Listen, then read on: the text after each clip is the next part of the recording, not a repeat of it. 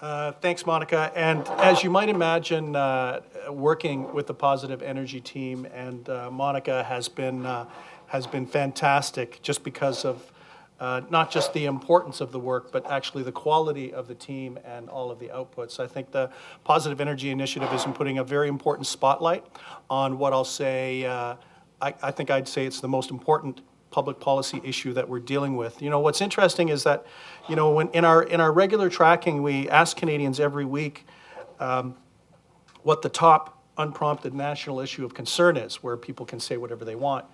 And it's within the last 6 months or thereabouts that the environment has actually surpassed jobs and healthcare. For 30 years of polling, jobs and healthcare have always been number one or number two, depending on the public policy environment.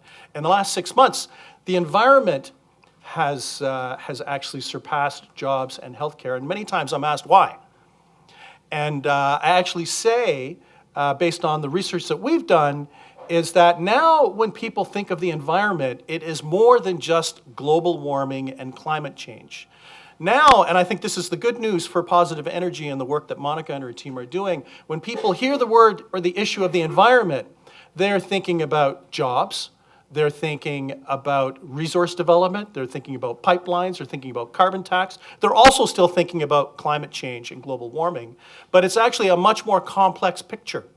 So if there's one idea for me to leave with you, a high-level idea regarding the work that Positive Energy has done, is that we are at a particular moment in time, a moment in time where the right project is happening in the right place with the right people, and people are much more interested in this. And we're not just talking about stakeholders, but I would hazard to say that average Canadians are more likely to think of the environment as something as more than a tick as to whether we're moving in the right or wrong direction when it comes to climate change, and can understand the interconnectivity that the environment has on our vision for the country, the types of jobs that we're going to have for the future, the structure of our economy, and our fundamental aspirations as we try to reconcile the environment and the economy. That said, it's a tough job, right? There are no easy solutions, and I guess, you know, one way to kind of summarize everything is people know that we can do a better job, we're not doing a good job, and they want action. And I think the other thing is that people are looking to have a more complex discussion. And my last aside, before I get into the two studies that we're going to give you a high-level background on, is that this election has been a fundamental disappointment because it has been characterized by personal bickering between the two party leaders. And think of it this way: for people that are worried about the future, worried about whether their sons or daughters will have jobs, wonder about climate change and all those other issues, that it is basically a political desert. They're willing to drink a dirty glass of water. Could someone deliver a dirty glass of water tonight and to say, you know what, this election is not about abortion, it is not about the accreditation of a leader, it is not about a picture that was taken 19 years ago, it's not about any of those things. All those things are the past. Will someone please talk about the future? And I think that's why any contribution that Positive Energy can make to being focused on the future and putting a realistic spotlight on what is polarizing and what is potentially a consensus opinion is actually critical. So I'm hopeful and not hopeful, because the reality is, if we don't see a shift to anyone talking about anything substantive tonight, there's only 2 weeks left in the election. The reality is, if there's bickering tonight and there's bickering on Thursday in the French leaders' debate, this will basically probably sum up this election campaign, and I think it's a significantly missed opportunity, especially when we kind of unpack some of the numbers that we have and also the numbers that Stephen and Eric have. It just speaks to the certain level of urgency and I would hazard to say potential disappointment. So that's the end of my rant. Next, in terms of what I'm going to present two pieces of research. One is what we would call the Gen Pop survey, which would be the general population. It was completed just before Labor Day. And then the other piece of research is the elite opinion based on the panel that Monica had told you about. And similar to Steve and Eric, last night we were working on our summaries of the elite opinion because we closed that out on Friday. But we wanted to make sure that we brought that to the table, even in a preliminary sense, in order to start a discussion. And actually, on that point of starting a discussion, and actually Monica, Stephen, and I were just chatting beforehand, and it's kind of like we're saying, so what is polarization? And I think, as a researcher, I'm going to put some stats on the table, and I'm going to put a particular view. But I'll tell you what I'm hoping for that we can have a discussion on, because this will help inform Stephen and Eric's work, my work, and the work broadly of positive energy, is what do we define as polarization? And how should we organize our research in terms of polarization? The other thing is a definition or a discussion about where polarization is taking place. Because the reality is that this particular issue, it's a very complex ecosystem. We could talk about polarization among elite audiences. We could talk about polarization among Canadians and the general populace. We could talk about polarization in the media, polarization between advocacy groups. So I'm hoping today, especially when we get to the panel that will be led by Mike, that we could get feedback on, when I think of polarization, this is what I think about, because a definition of polarization and how to measure polarization is fundamental to the work that Stephen, Eric, and I are doing, because it'll influence how we kind of cut and organize the data. And I'm hoping, and I'm just like to say, I'm ecumenical on this. My only bias is that for anyone that works with me on the math front, is that whenever we're doing modeling or math, I believe in the theory of parsimony. I'd call it elegance, right?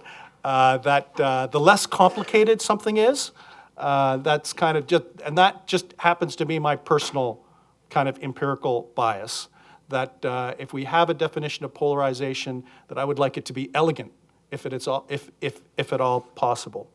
But so let's, what I'm going to do is unpack, and one of the big ideas or comments that I see coming out of this is that this is not, and this is from our research, and from the preliminary stuff that I saw from Stephen and Eric, it's not polarization everywhere on everything. We should be trying to unpack and put a spotlight on areas where polarization exists, and what are the potential dimensions of polarization. And one of the great pieces of, one of the great parts of the work that Stephen and Eric did is that they had more flexibility in looking at the partisan and ideological drivers of polarization. What my research suggests, and we didn't get into that area, so I'm not disagreeing with anything that they're saying, and I like not to disagree with Stephen because we're friends. But what I'd like to put on the table is what our research does is put a spotlight on polarization related to the economic dimension.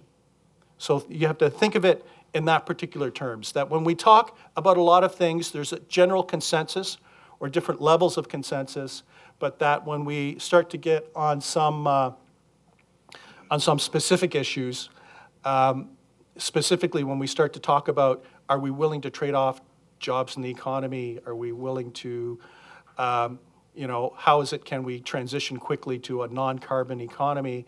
What does that mean for the economy? When we start adding an economic dimension, that's where you see greater polarization in the numbers compared to a lot of other numbers. So maybe one parsimonious way to look at this is money, not money, and just look at that, just a straight kind of dimensional line that you would cut through the data. But one of the things that's interesting is that, regardless of when we're doing the survey, that it's pretty clear that Canadians think that we're doing a pretty poor job on this. And you have to think of it this way. Canadians are not public policy experts. But you can see basically on any given day, less than 1 out of every 5 Canadians think that we're actually doing a good job on having environmental policies which align with the views of Canadians, balancing local community interests that are affected by infrastructure, having a vision, building confidence in energy decision-making. The reality is the net score is the difference between the positive and the negative opinions. So I think, one kind of, if I was to put a general opinion that is most likely to be shared by a majority of Canadians is it's hard to find a lot of people that think that we're doing a very good job when it comes to the environment and the economy. And the other interesting thing when we look, especially from a directional perspective, and this is actually critical, considering the overlapping and intermingled responsibilities of provincial and federal governments on energy and the environment, how you can see on the tracking of opinion that the appetite for the national interest being more important than local interests has actually significantly increased over the last number of years. And perhaps this speaks to the perception that we are gridlocked and can't get anything done. That in our normal governance structure that relies on a heavy role, an important role for provinces, it's just not working the way the Federation should be working in terms of finding solutions. And as a result, what you can see compared to March 2015, a 13-point increase in the proportion of Canadians that believe that the national interests are more important than the views of local interests. And you get a similar number and a similar trend when it comes to Indigenous peoples compared to the national interest. The numbers have been stable over the last year, but compared to March 2015, there's been a noticeable increase in the proportion of Canadians that think that the national interest should be more important than the rights of First Nations, Métis, and Inuit people. And even on the provincial front, that same kind of trend line. And this is where, Steve will have the benefit in a couple years of having slides like this where he can show the directional. The advantage that I have today and the disadvantage for Steve is he's presenting a snapshot and he's building a benchmark for the future. The advantage that I have at least is we've got a few waves of research under our belt to see the direction that the numbers are moving in. But the key takeaway on all of this is that when you look at the net appetite for the national interest, I hate using the word Trump, but the national interest being more important than local, provincial, or Indigenous issues, that not only is it a majority opinion, but that the trend at this particular point in time suggests that the appetite for the national interest being a key driver of decisions even over provincial, Indigenous, and local interests is driving in a particular direction. Now that said, the environment has a significant, as small e environment, has a significant impact on things. So something can change in the public place that could have a material impact on the direction. But what's clear, at least right now, is that it doesn't matter any way you cut it. It doesn't matter who you stack up the national interest in. The intensity, both the intensity is increasing and the direction is in one particular direction. We can also see that people are more likely to support a more aggressive transition compared to 2018. And you can see here then when we ask about whether people think it is possible or not possible to develop energy resources while protecting the environment, still very strong opinions. And this goes back to, if we talk about polarization. So my view, using our first cut at our definition of what would qualify as a polarizing or non-polarizing issue, would be if the score was 0, it would be perfect polarization because there'd be just as many people with one view as having the opposing view. If it was 0 to +10 or -10, a net score, that would still be, in my opinion, today, and Steve will persuade me maybe otherwise, but today that would be a polarized opinion. But that once we get past a 10 or 20 point differential in the numbers in one particular direction or another, that this is not really polarization. My view, at least today, would be that this is more a majority or minority opinion or potentially a consensus opinion. But you can see the reality is massive net scores in one direction when it comes to this particular aspiration. And when we do a lot of our other research on the intersection between energy and the environment, usually people say stuff like, if we're doing focus groups, they'd say, like, don't we have the technology? Like, we can send someone to the moon, but we don't have the technology to try to reconcile or do a better job at reconciling energy and the environment. And it would be just a general default question that the average layperson would ask.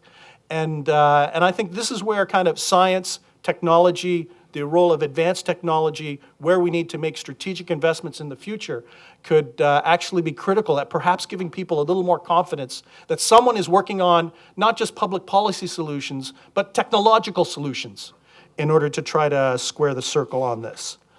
No big surprise, you can see growth of the renewable sector in terms of support. Pretty well a slam dunk, right? More than 9 out of every 10 Canadian supporters somewhat support. And what were even good scores back in 2015 are even better scores now. Taxes on fossil fuels. So this is support or opposition to having new taxes on fossil fuels. If the tax was directed to projects related to a greener economy, you can see a little more division on this front compared to others, and more of a mixed bag. And I would hazard to say that this particular measure is very susceptible to what's in the news. That when the government of the day announces a carbon tax, and when the opposition or an opposition party or provincial premiers come out against a carbon tax, that it actually substantially and materially has an impact on how people feel about this. Growth of the oil and gas sector, you can see that there is, right now, this would hit the criteria of Nik's polarization score, very close to it, because you can see it's only basically a plus 12 in terms of the net score, but that there's, you can see visually that it's a pretty even distribution in terms of people supporting or opposing the growth in the oil and gas sector in Canada. Obviously, there are lots of regional variations to this. The score is actually very different in the Prairie provinces compared to provinces like Quebec.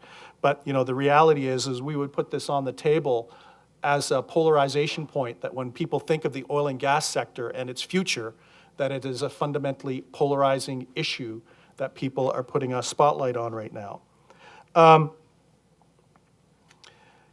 Its role, if it operates in an environmentally responsible way, you can see still the majority of Canadians agreeing or somewhat agreeing that it can play an important role if it becomes more environmentally responsible.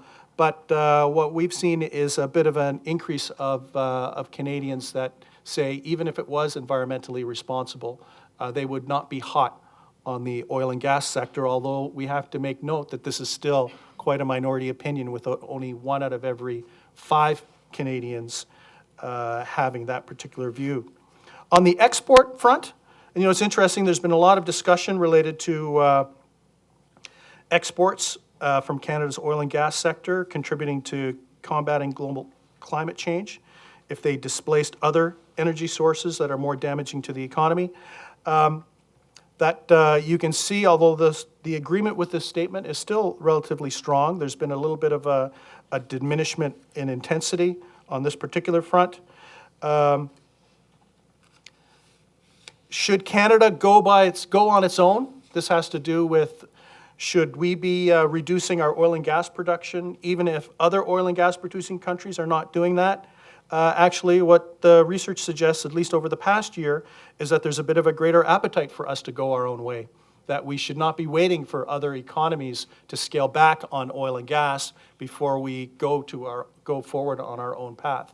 And I think this is another key finding that kind of speaks to what I'll call the moment in time that we're at, in terms of people understanding the intersection between the energy and environmental aspirations, and then also realizing, we can't wait for the perfect time for everyone to catch up with where we want to be, that perhaps there's an increasing number of Canadians who are saying, we might just have to start on our own path and to figure out how that journey will work out, and not wait for everything else to come into line. So on the trade-offs, you can see, at least compared to 2018, there's increasing support, but opinion is quite divisive. And this goes back to what I'd said, one of the clear things that we've come through in our research is that this dimension, once we start intersecting jobs, taxes, and so forth, it basically creates more of a polarized context for many of the views of Canadians. So you can see developing economic partnerships with Indigenous communities, even if it means energy prices rising, a bit of a mixed bag. Less economic development, you can see almost, in our world, at least the way I measured, almost perfect polarization.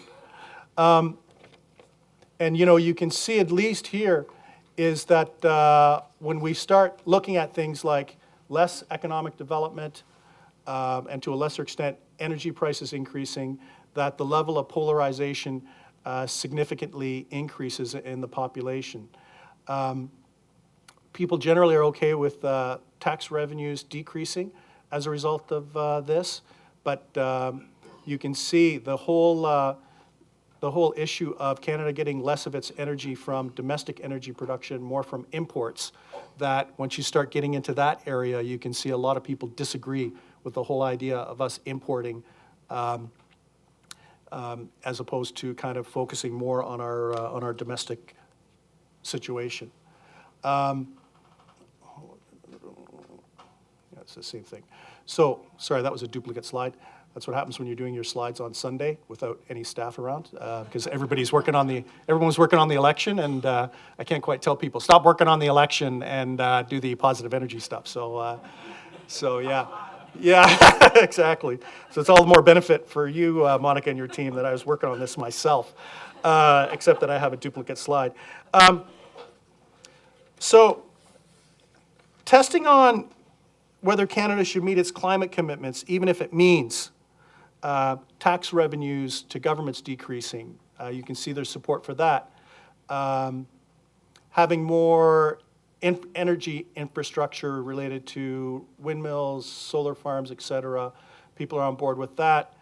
Energy prices increasing, a little more kind of division on that. Less economic development. You can see more polarization on that front. And also when we look at getting on the domestic front, this is a different dimension, but a bit more of a mixed bag. Reducing oil and gas, not a big surprise. Not a lot of polarization, except when it comes to energy prices and less economic development. So this has to do with the statement, Canada should reduce oil and gas production. So yes, it's all good until we see that it might have an impact on economic development or energy prices, and then you have much more polarizing views on this. The other thing is that when we look at the trend line, at least, it is becoming this particular issue of reducing oil and gas production and its knock-on impact on energy prices is becoming marginally more, is polarizing before, but is becoming much more polarizing right now. On the economic front, that was less polarizing last year than it is right now. And that, I think the reality is that when we're looking at the Gen Pop stuff, as soon as you start to introduce trade-offs that are more economic, you start moving into the area of polarization. And maybe the key takeaway here is if we can have a process with a greater role for the national government to provide a more coherent strategy and to figure out a journey, that would probably be the first step in people being a little more open to things. I'm going to do a quick walk through and this is only 3 slides, the opinion leaders, which I said was closed out on Friday. And the opinion leaders, the panels includes regulators, elected officials, First Nations, stakeholders, NGOs, and the media. And they're asked to do a survey. Basically, in this particular round, we focused a lot on a battery of questions and asked individuals in the panel to talk about each of these statements. And what I've done is I've done 3 broad groupings, and you can see the net scores. I'm not presenting all the detailed data because that'll be in the report, but the net scores gives you an idea of the highest intensity of consensus. And you can see the statement that's scored at the very top, we need a long-term strategy, even if some provinces don't agree with it. That being kind of one of the key things. I'm not going to walk through all of these, but what this speaks to is that whether it's a high-intensity negative or positive score, there's consensus opinion, at least among opinion leaders, on many of these issues, which is interesting considering the diversity of individuals that are responding to the survey. But what this all points to is that for opinion leaders is that they, almost more than anyone else, know that we need action on this and that the current system is not working. But you can see that opinion leaders don't believe that we're doing our fair share at addressing climate change. They don't believe that provinces should be able to address climate change in whatever way they see fit. They don't believe that local communities should have a final say when deciding on whether an infrastructure project related to energy goes forward or not. And I think what's clear is that among these elite audiences, they know that there's a significant level of dysfunction. Stuff just can't get done, and we don't have a process for getting it done. No one's taking responsibility, and that there's no leadership. And the result is a fundamental structural problem that we have when we're talking about this. This is kind of like the third tier, the statements that had the least level of consensus. And you can see at the bottom, if we adopt Nik's criteria or use Nik's lens at what is a polarizing view or not, there was really only one dimension that was polarizing in the elite audience, and that had to do with the statement, phasing out oil and gas production and consumption is unnecessary because new technologies will dramatically reduce emissions from oil and gas. So this has to do with the future of oil and gas and what is reasonable in terms of what could possibly be achieved. So what I found quite interesting is that for the Gen Pop, at least, this is my yellow slide. I told Monica, I said, when you see the yellow side, that's like my Amber Alert that I'm on my last slide.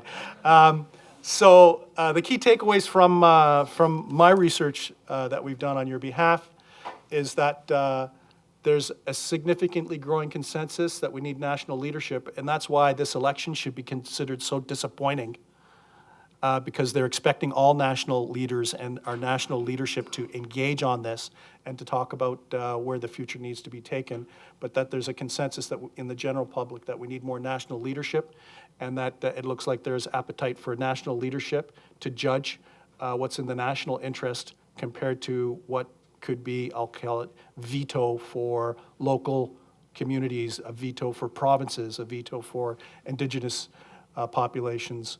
And when we think of polarization in the general public, it's fundamentally driven by economic and job implications. That when we step outside of that, there's a consensus that there's a problem, there's a consensus on who should lead, there's a consensus on where we want to be, and then it's more of a mixed bag into how much will this affect jobs, how much will this affect economic development, either positively or negative, and how much might this affect taxes.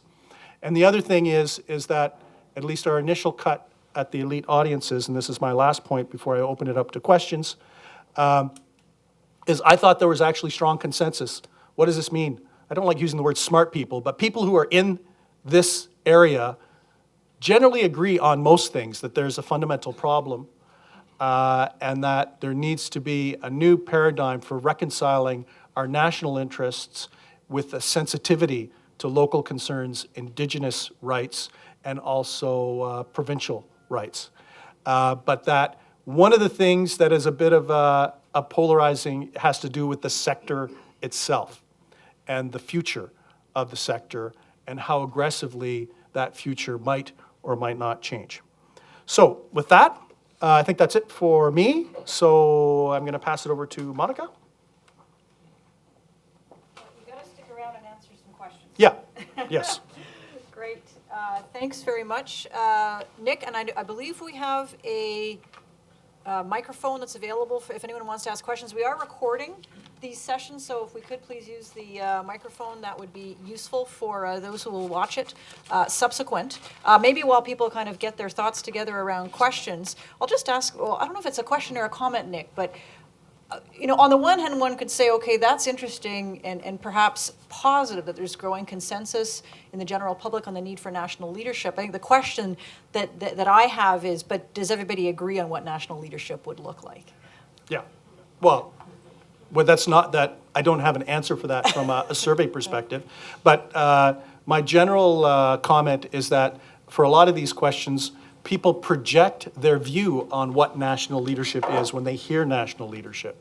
So for some people, it might be a heavy hand, and for other people, it might be a light hand. But this could be something that we could follow up on. But unpacking what national leadership realistically means and how it intersects with Indigenous rights, provincial rights, and also the sensitivities of local communities, I think would be a good thing to try to unpack. Yeah, and my recollection from some of the results that Stephen is going to present in the next panel is that he'll help us to see just how complicated that is likely to be. So we have somebody here with a microphone. Maybe if you have a question, make it very obvious. Put your hand up nice and high so she can see. Alicia, do we have somebody? Okay, great. Hi, I'm Normand Mousseau. The first point, when you look at the data, you see there's a big jump in the people who think a national intervention is needed after the election of Trudeau. So under Harper, somehow it was much lower, and then it's mostly flat.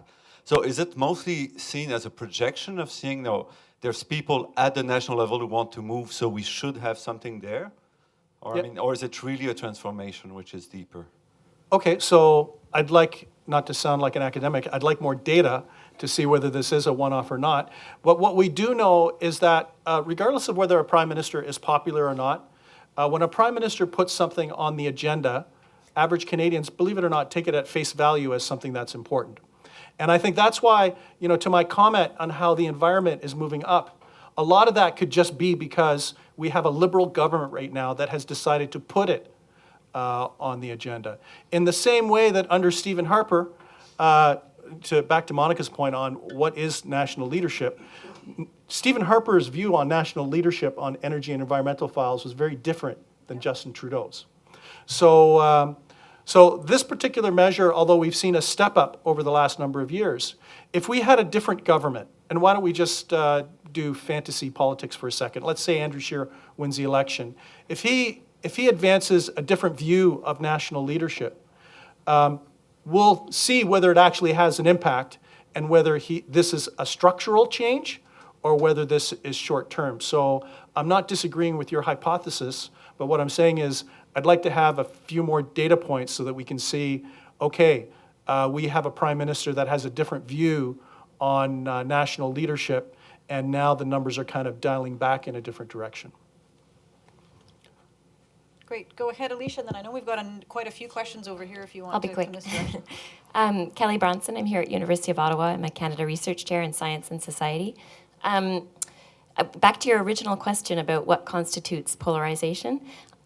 To me, at least, I guess I have a secondary question, which is what distinguishes polarization from healthy deliberation or debate in a democracy?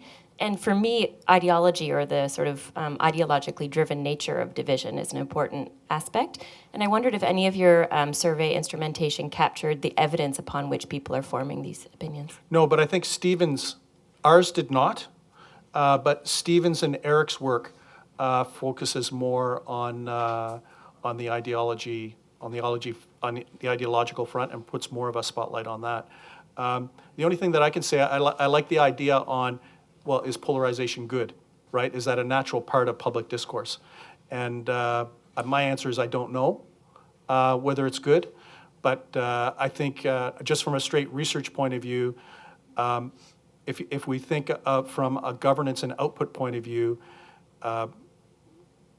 if we do not have majority opinions on things, then it just makes life a lot more difficult from a public policy. And when I say a majority opinions, I don't mean everyone. I'm talking about if 60% of Canadians are on the page on one thing and 40% oppose, then at least there's a majority opinion.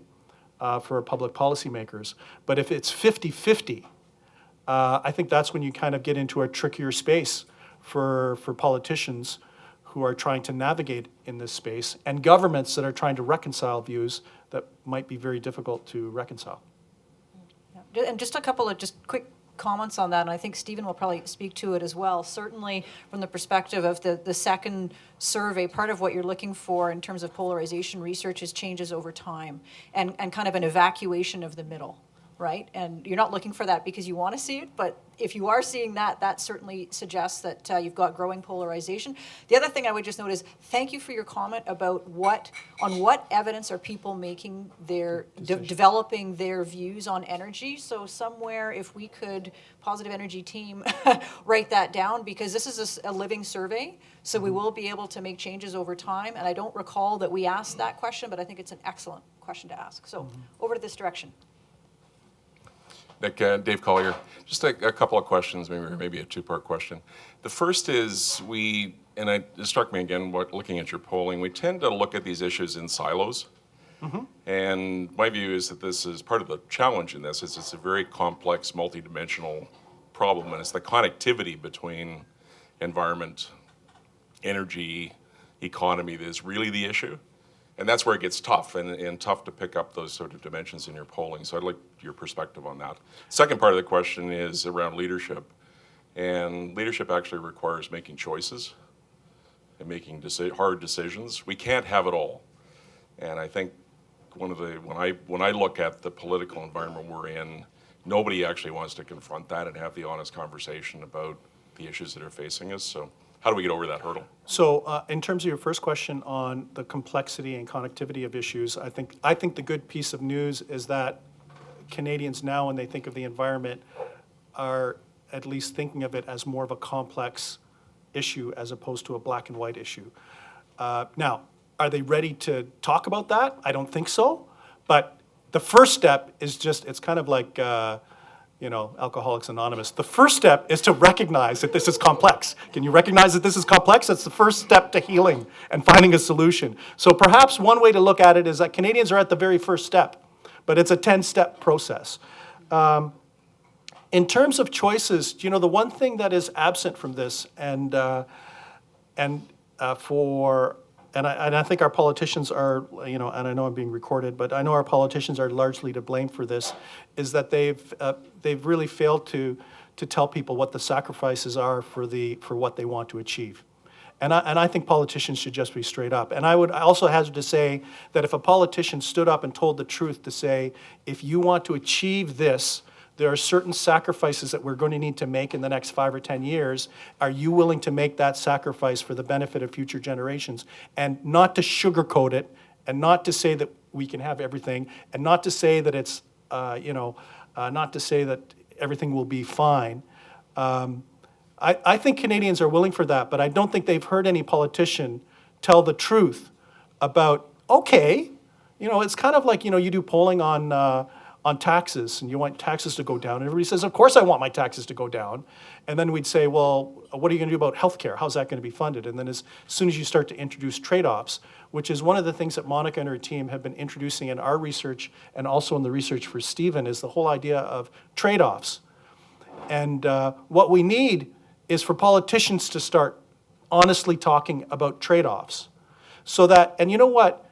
Then Canadians can decide for themselves whether they want those trade-offs or not. Maybe they don't want those trade-offs. Maybe there are other trade-offs that they're willing to they're willing to take, but to say, hey, there are trade-offs. This is not a perfect world. And then we want to find out and uncover what trade-offs Canadians are willing to accept and which trade-offs they're not willing to accept in order to try to get to the place that they want to get to. I think we have time for one more question, then we need to move into the panel. Please. Okay. Hi, I'm Chad Park with the Energy Futures Lab. Thanks, Nick, for your data there and presentation. One question I have is, you alluded to it in comment in one particular point, but it's about regional differences. Yep. And so I gather that the regional differences didn't show up in the research, but I'm wondering if it could in future versions, and or if you have any reflections on how that affects the the outcomes. Thanks, Chad, for putting a spotlight on that. Actually, the report has all the regional differences, but we only have 25 minutes to go over. There are regional differences. So, yeah. How's that? And it'll be all in the report, including their demographic differences, their gender differences. So it's all there. Great. Thank you very much, Nick. I think this gives us a really good basis upon which to move forward. I'd like to invite everyone to join me in.